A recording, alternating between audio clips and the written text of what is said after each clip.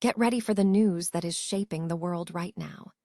We start with Lin King diving deep into the complexities of the Taiwan travelogue and sharing his incredible insights on translating Taiwanese food, giving us a look into a world of culture and creativity you won't want to miss.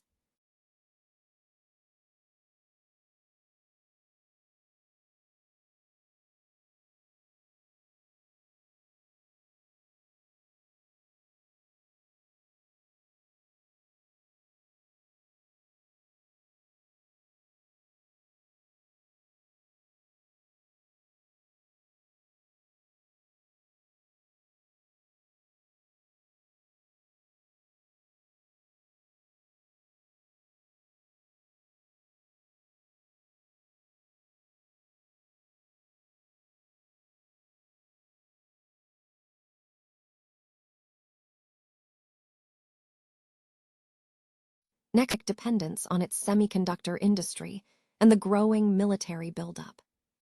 Finally, we shift focus to history and scholarship with the special issue, Old Books in Taiwan Studies. Discover how emerging scholars like Catherine Tsai are revisiting foundational texts to redefine Taiwanese identity and the evolving narrative of Taiwan studies. Don't miss this deep dive. Stay with us. Channel YouTube has established itself as a comprehensive information clearinghouse for all aspects of writing, serving the literary community since its founding in 1970. The platform offers an extensive array of resources designed to support writers at every stage of their career. Key features include robust databases for discovering opportunities, such as comprehensive listings for creative writing competitions, covering poetry, short stories, essays, novel awards, and translator grants, and detailed databases for literary magazines, small presses, and literary agents. Writers can research publication pathways by accessing submission guidelines, editor tips, and contact information for potential venues. The service also provides crucial support for career development through specialized handbooks, including guides on publicity and promotion, securing book deals, navigating the literary agent landscape, and applying to MFA programs. For those seeking immediate opportunities, the Open Reading Periods page lists literary magazines and small presses currently accepting submissions. Connecting with the community is another core function. Channel YouTube maintains a directory of over 10,000 poets and writers, allowing peers, editors, and agents to connect. Writers can also find local inspiration through the Literary Places database, which catalogs historical sites, bookstores, and writing centers. Furthermore, the platform hosts a literary events calendar to help authors find audiences and for readers to discover live readings and events.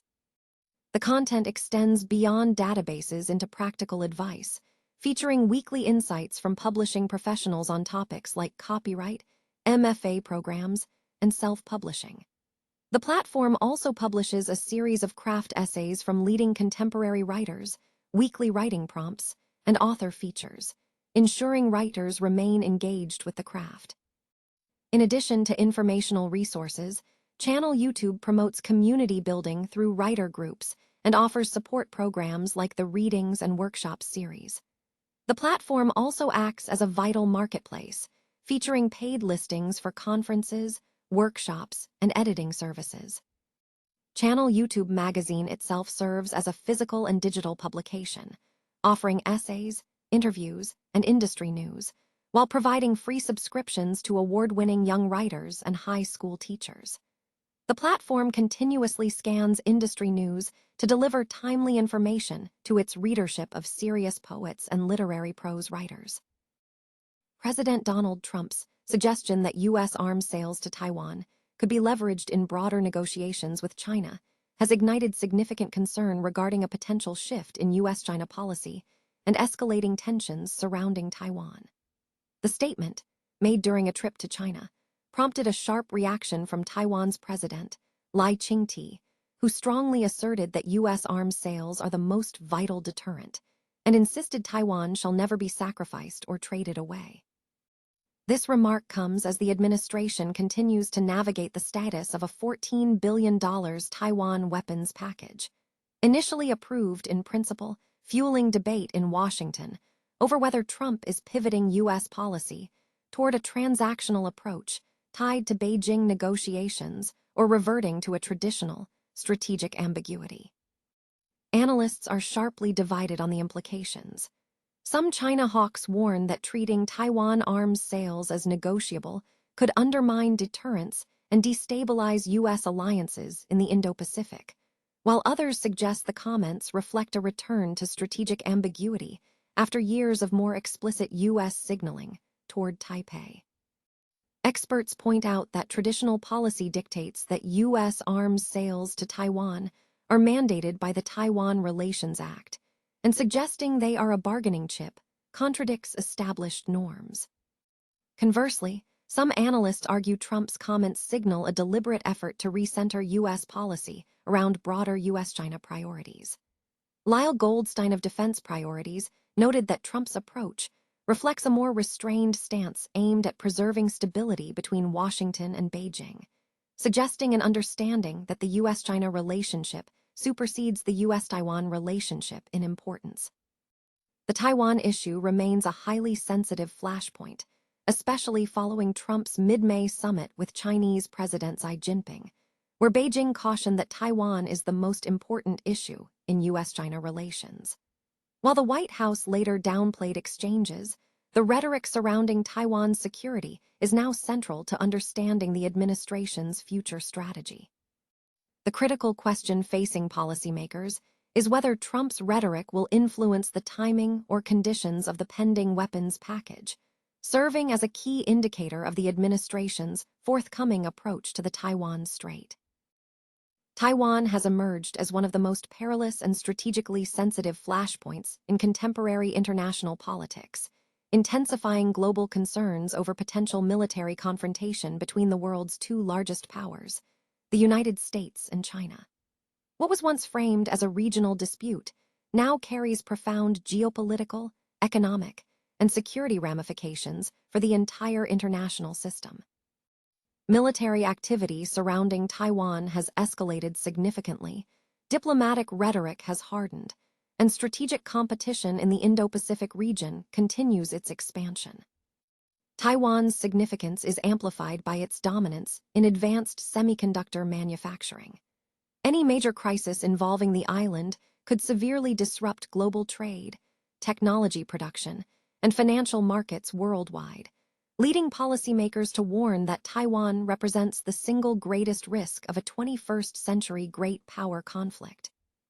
For China, Taiwan is central to its national objectives, viewed as sovereign territory intrinsically linked to national sovereignty, historical identity, and political legitimacy. Beijing maintains that foreign interference in Taiwan is interference in its internal affairs, while signaling that force is an option if peaceful reunification is not achieved. The United States navigates a complex position, officially adhering to the One China policy by recognizing the government in Beijing, yet maintaining strong unofficial relations with Taiwan and supporting its defensive capabilities. This strategic ambiguity is designed to deter Chinese military action and preserve regional stability, though tensions are rising as both Washington and Beijing perceive shifts in the strategic balance. Several factors have fueled recent tensions. China's rapid modernization of its military, including naval expansion, missile systems, cyber warfare capabilities, and AI investment, has increased military exercises near Taiwan.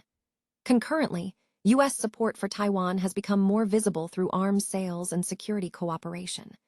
Furthermore, Taiwan has cultivated a distinct local identity, fostering growing strategic mistrust. Economically, Taiwan is indispensable to the global technology industry, as its semiconductor production underpins everything from smartphones and AI systems to military equipment.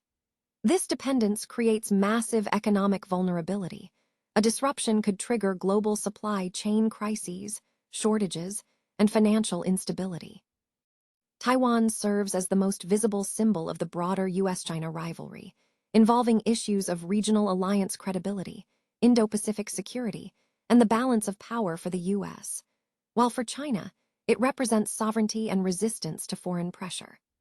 The convergence of military competition, national identity, great power rivalry, economic interdependence, and strategic symbolism makes political compromise exceptionally difficult. Deterrence remains the cornerstone of conflict prevention, with the U.S. and allies employing military presence and security partnerships to signal the costs of forceful action. However, military buildups inherently carry the risk of miscalculation and accidental escalation, making the Taiwan Strait one of the most heavily monitored zones globally. Regional countries, including Japan, South Korea, Australia, and the Philippines, are intensifying security coordination with Washington, seeking to balance significant economic ties with China against dependence on U.S. security partnerships. Meanwhile, Taiwan's internal politics, prioritizing security and democratic stability, dictate its cautious navigation between autonomy and escalation. Despite geopolitical friction, economic interdependence offers a potential stabilizing force, as conflict would inflict devastating economic damage on all parties. However, strategic considerations are increasingly overriding pure economic logic. Technology is a key accelerant, as Taiwan's semiconductor dominance is crucial for the global AI race and military systems, positioning advanced chips as the new oil of the digital economy. Diplomacy remains vital, with ongoing communication channels between Washington and Beijing essential for crisis management, though political mistrust complicates progress. The potential consequences of conflict are catastrophic, encompassing severe global economic disruption, market instability, and potential escalation involving nuclear powers. Ultimately, the Taiwan issue reflects deeper global transformations, the rise of China, technological rivalry, and shifting international order. The central challenge for world leaders is not merely assessing Taiwan's importance, but determining whether strategic competition can be managed to prevent this sensitive territorial dispute from spiraling into a wider global crisis. A new special issue, Old Books in Taiwan Studies, Taiwan Insight, is inviting emerging scholars to engage with foundational texts that have profoundly shaped their academic paths and the broader field of Taiwan studies. The initiative centers on using a single, influential text as a critical lens to re-examine Taiwan's intricate histories and the evolution of scholarly methodologies. This project aims to foster renewed dialogue by demonstrating the enduring relevance of earlier scholarship in contemporary debates. The special issue features 4 diverse articles that converge on core themes of identity, historiography, and knowledge production. Catherine Tsai's first contribution revisits Chu Wanyao's study of the Kaminka movement, analyzing how Japanese colonial policies fundamentally reshaped Taiwanese identity and collective memory. Yuhan Huang explores Liu Qing's concept of becoming Japanese as a crucial framework for understanding colonial subjectivity and its lasting impact. Furthermore, Xian Wang traces the trajectory of Taiwanese legal scholarship through Taisheng Wang's work, emphasizing the historical contingency of law and its central role in democratic development.